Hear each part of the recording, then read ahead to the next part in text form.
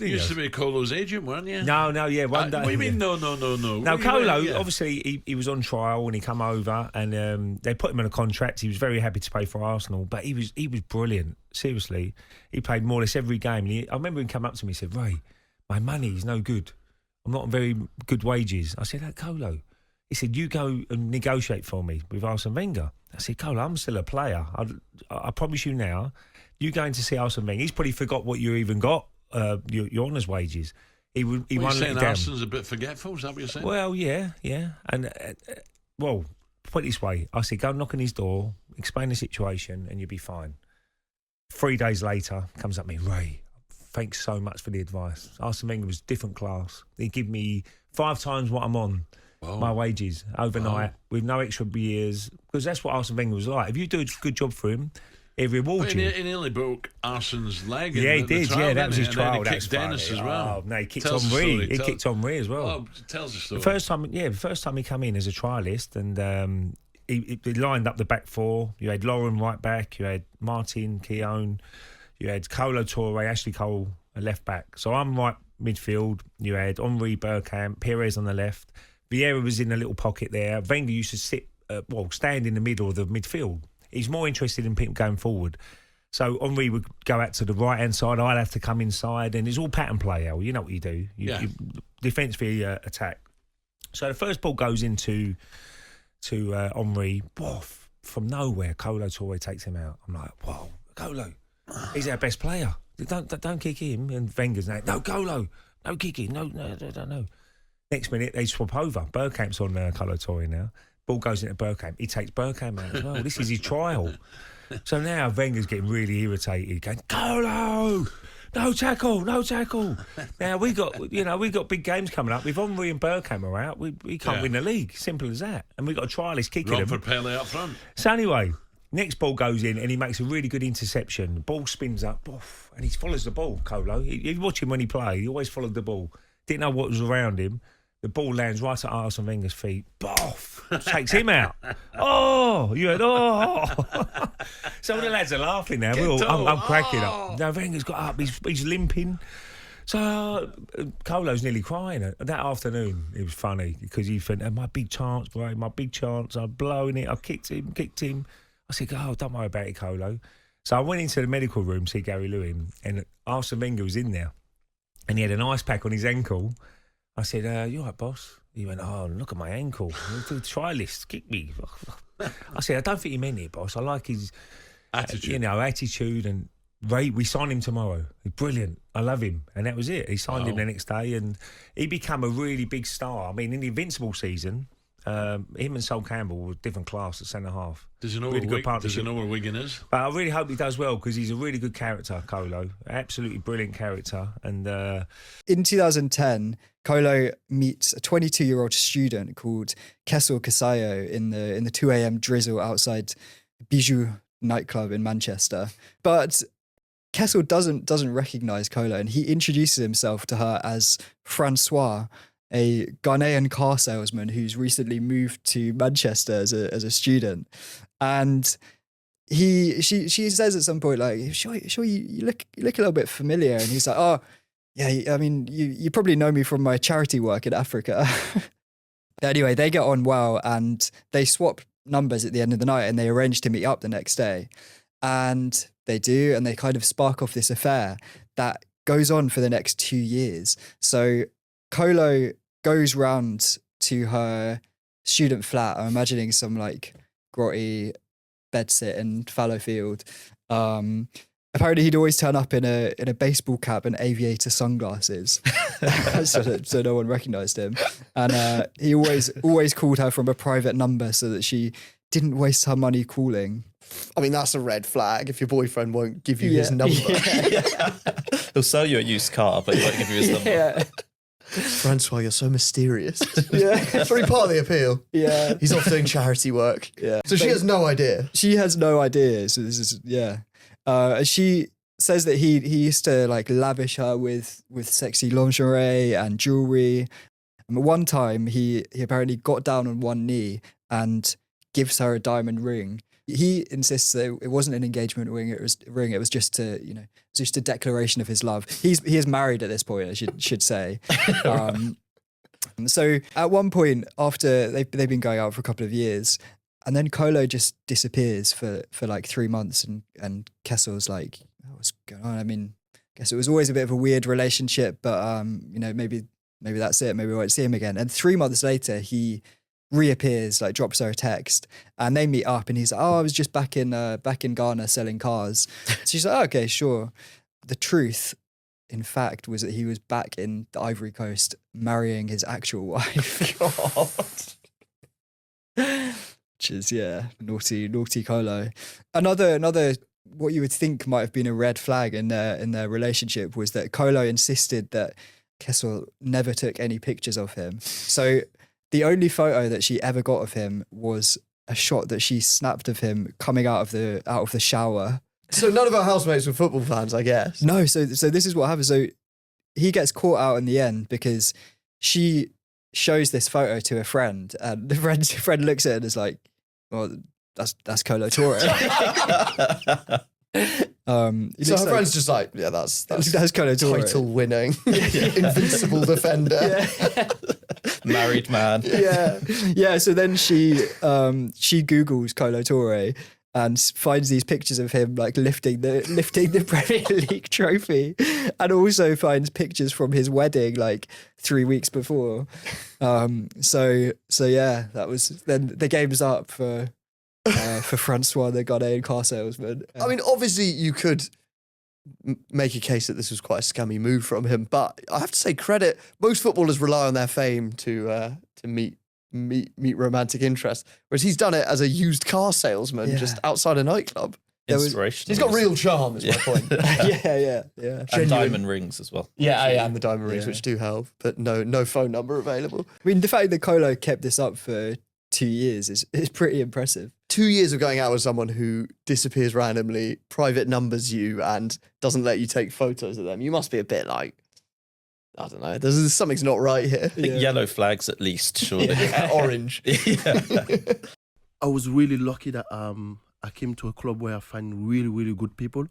And Arsene Wenger was unbelievable for me, the support I had, but as well the players. And Martin is here, and Patrick Vieira, Rui Paulo, Dennis Bergkamp. I was really lucky. I find unbelievable people. They were great players, but they were great people as well. And for me, that's they made it very easy for me. And if I did that career in Arsenal, it's because of them as well, the support I had around me. What was it like for you, a young boy? I mean, you were only 20 walking into that kind of company. I can tell you, I was intimidated at the start, seeing players that I was watching on the TV, and I was going to train with them, to talk to them. Honestly, I was very shy, I can tell you.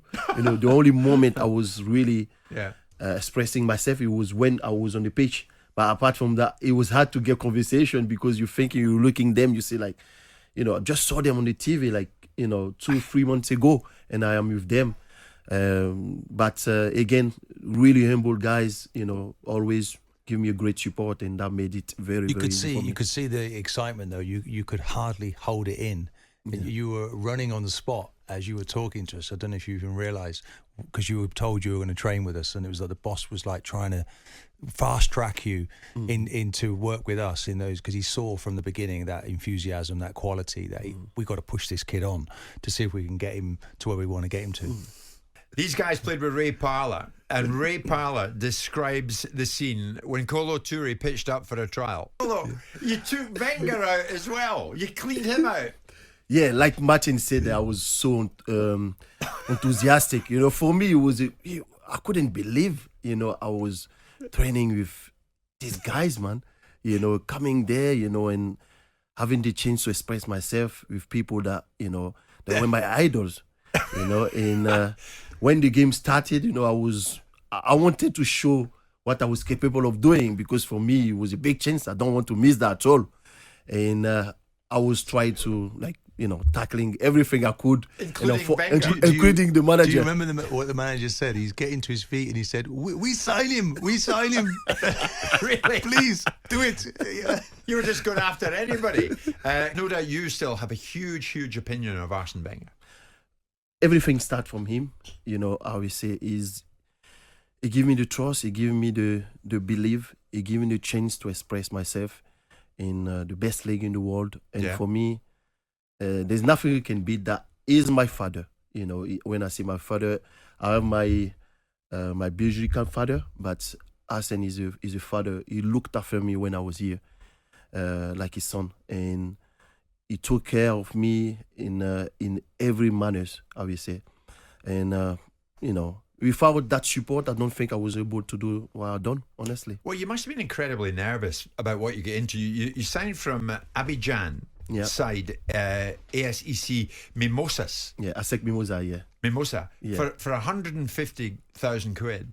I mean, what was that change like? Going from there to, no disrespect to the club in Abidjan, but to Arsenal. Yeah, massive. I don't think there is a lot of players who done that, from Africa straight away in the Premier League. And to do that, you have to be able to pay a certain percentage of the game of your national team. I was playing for my national team already in that days. But Ivory Coast. Yeah, Ivory Coast national team. Côte d'Ivoire. Exactly, Côte d'Ivoire, yeah. But it was a massive change, condition was different, environment was different, food was different, the speed of the game was different. I needed to adapt to that. And being the first black African to manage a professional English club, how proud are you of that? How do you reflect on that now? Very proud, very proud. Of course, I knew that it was going to be a huge challenge, but in my life, I had a lot of setbacks. I had a lot of tough moments, tough time.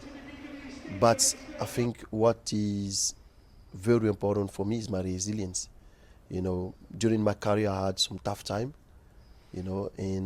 but never give up. I kept pushing, and that's what I'm gonna do, and thinking that I was the first black African is huge, but I haven't finished the job.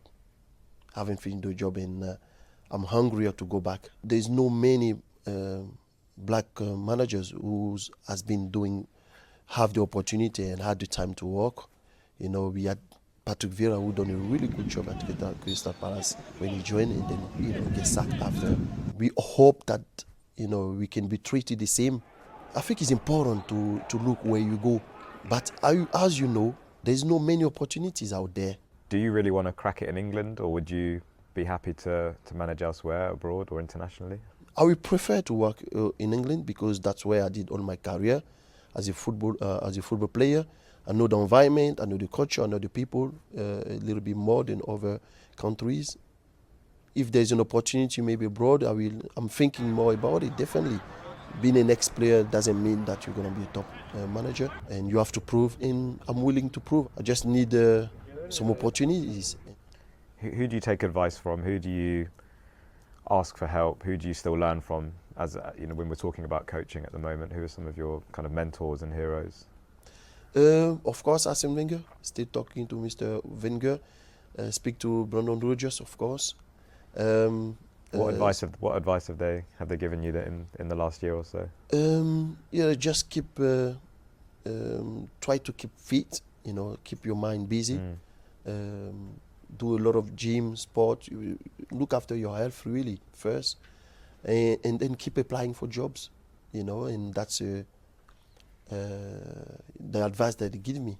Looking after yourself, your faith, and then keep applying for jobs. When I have a task to do, or when I work for somebody, I work, all my strength, all my power, I work everything to just make sure that I can please my chairman and the guy who employed me. Because when somebody employ you, that person give you the responsibility to look after his business, and you have to do everything you got to make sure that it worked. And I'm like that, you know. When somebody trusts me, I need to back that up. Arsene Wenger have trust me. Came from Africa. No one knew about me. The rest is history, you know. And I can say to them, just, you know, to those guys who make the decision, sometimes you have to make history. Sometimes you have to try things, different things, and you know, you will feel proud about yourself because you make the step that not everybody want to do. We were invincible there as well. You know, we did a season out, you know, without losing a game there. Yeah. You know, which was a special twice, again. Kolo. Sorry? You've done it twice. Yeah. And, you know, and I remember that at the start of the season, there is a journalist who asked me, do you think you can do the invincible in Celtic too? And I said, yeah, there is a possibility. And he was laughing. Yeah, he was laughing, you know. Yeah. And then it happened. You know, and I was surprised again. I was like, wow, you know, we did it, you know. And, you know, I'm like, okay. But we had a really good team. And Brandon is a really good manager.